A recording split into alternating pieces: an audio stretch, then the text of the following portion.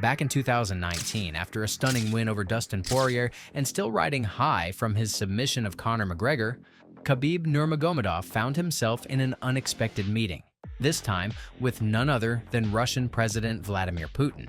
Rumors quickly spread that during this meeting, Putin gifted Khabib real estate worth an estimated $20 million. UFC President Dana White even recounted on a podcast that Putin gave him and his father a life-changing gift.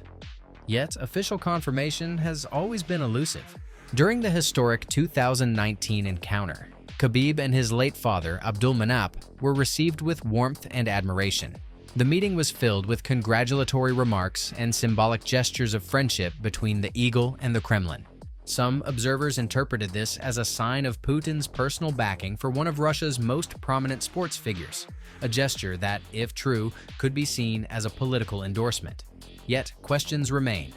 Was this gift a token of genuine respect, or a strategic move in a larger game of influence? While some sources claim the gift was real estate, others argue it was a symbolic gesture meant to cement loyalty at a time when Russia was projecting soft power through sports. As we peel back the layers, we must consider the broader context, a nation eager to showcase its champions on the world stage, and an athlete whose persona blends athletic excellence with cultural pride. While the exact nature of the gift remains unclear in rumor and political reasons, one thing is clear. Khabib's relationship with the Kremlin has always been more than just about sports. In our next episode, we'll examine how the outbreak of the Ukraine conflict in early 2022 transformed the political landscape in Russia, and what it meant for celebrities like Khabib, who suddenly found themselves under immense pressure from the Russian government. In 2019, Khabib Nurmagomedov sat across from Vladimir Putin, basking in the praise of the Russian president after his victory over Conor McGregor. The meeting was warm, friendly. Putin even gifted Khabib a rumored $20 million in real estate. But fast forward just a few years, and everything changed.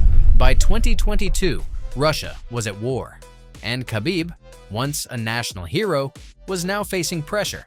When he refused to openly support the war, he found himself in an unexpected position, alienated and attacked in the media, and ultimately forced to leave Russia. But how did this happen? And was his silence truly a mistake? As the war escalated, so did the Kremlin's control over public figures. Russian celebrities, influencers, and athletes were pushed to declare their loyalty. Those who refused faced exile, financial ruin, or worse. Khabib was different. He had never been afraid to speak his mind. Here is like, I see only women and men. There is no between. Got it. No between. He had openly criticized Russian pop stars. He condemned French President Macron for disrespecting Islam. But when it came to the war, he said nothing.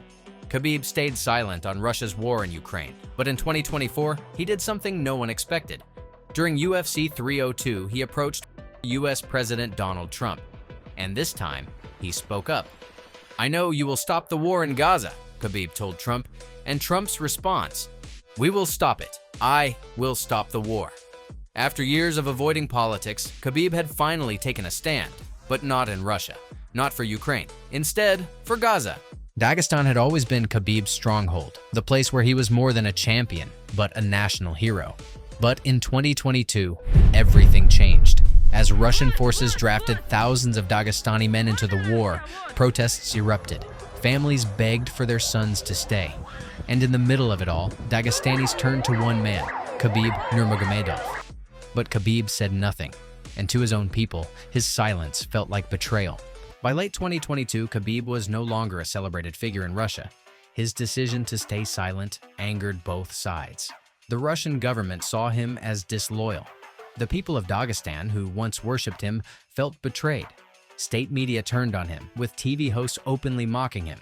But the biggest blow came from the Russian authorities themselves. Khabib was hit with massive tax claims, over 300 million rubles. His assets, his properties, even his family home in Dagestan were seized. Facing increasing hostility, Khabib made his choice. He packed his bags and left Russia, relocating to the UAE.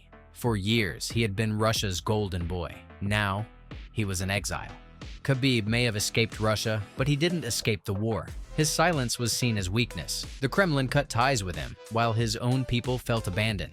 But was staying silent really his biggest mistake? Or was it the only way to survive? In our next episode, we'll explore Khabib's deeper connection to Ukraine, his father's past, his own history with Ukrainian MMA clubs, and how his ties to the country may have played a bigger role in his decision than anyone realized. By late 2022, Khabib Nurmagomedov was no longer just an athlete, he was a problem. His refusal to openly support the Russian government put him under scrutiny. The same media that once glorified him now ridiculed him. Tax authorities claimed he owed 300 million rubles, approximately $3.3 million. His businesses were under investigation, his assets frozen. And behind closed doors, he knew it was only a matter of time before things escalated further. The man once celebrated as a national hero was now under siege in his homeland. Recognizing the escalating situation, Khabib made a pivotal decision.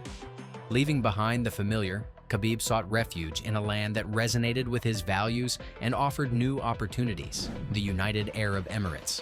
Khabib Nurmagomedov's journey from the rugged terrains of Dagestan to the towering skyscrapers of Dubai is a testament to his evolution from an undefeated fighter to a multifaceted influencer in the world of mixed martial arts. Khabib's arrival in the UAE wasn't just about finding a safe haven, it was about finding a new home. Unlike Russia, where he had to battle government interference, the UAE welcomed him with open arms. And it wasn't just about sports, it was about identity. A Muslim champion arriving in a Muslim-majority country that was rapidly becoming a global sports empire. The United Arab Emirates, with its deep-rooted Islamic culture and growing sports industry, was a natural fit for Khabib.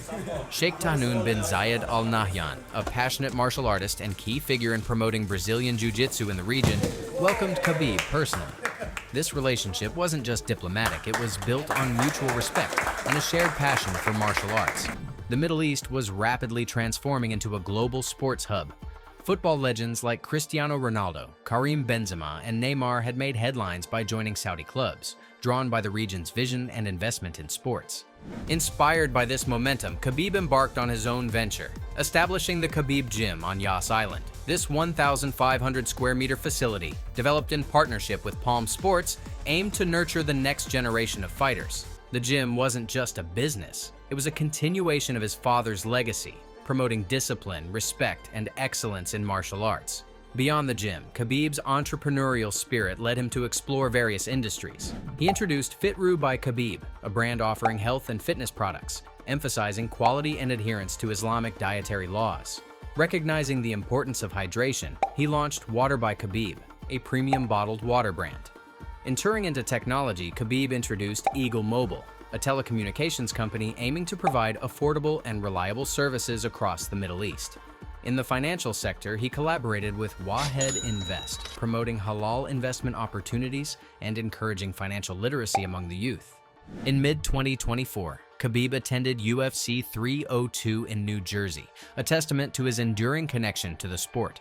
An unexpected encounter occurred when President Donald Trump was approached Khabib. In front of thousands, Khabib and Donald Trump shook hands. And in that moment, he made a rare political statement. "I know you will stop the war in Gaza."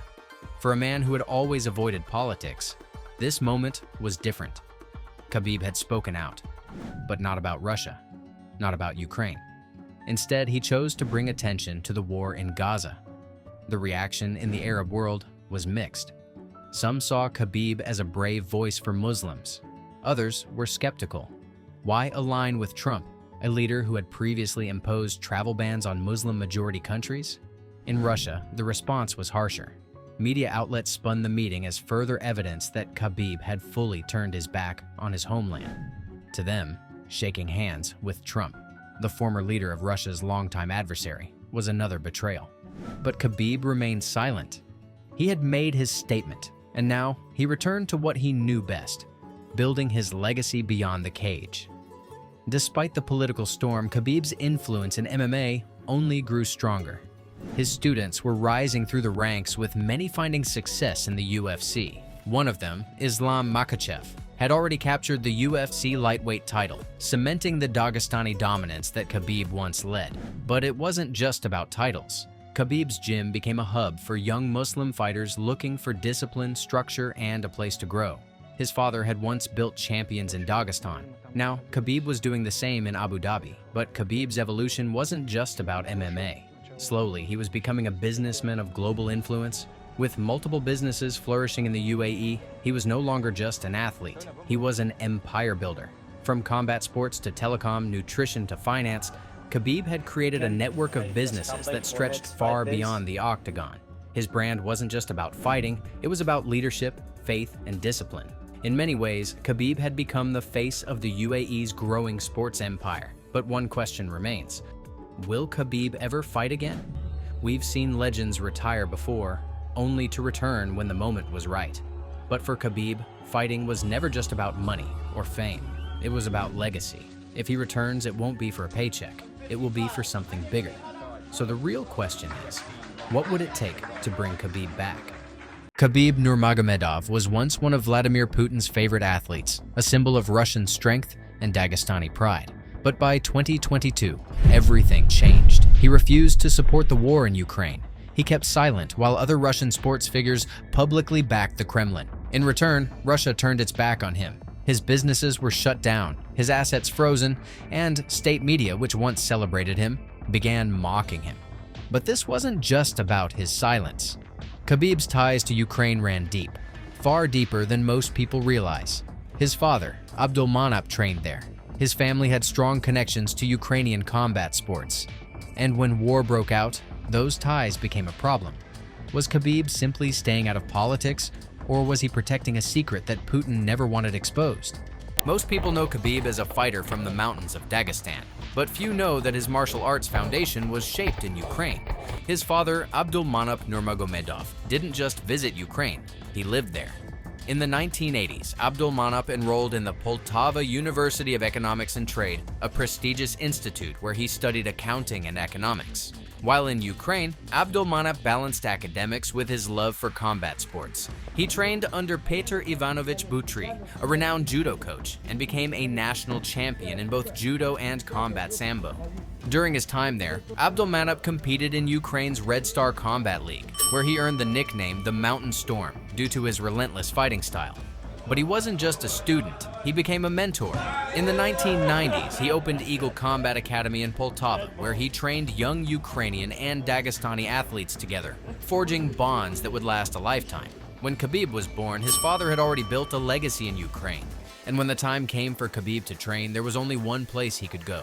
The same place where his father became a champion.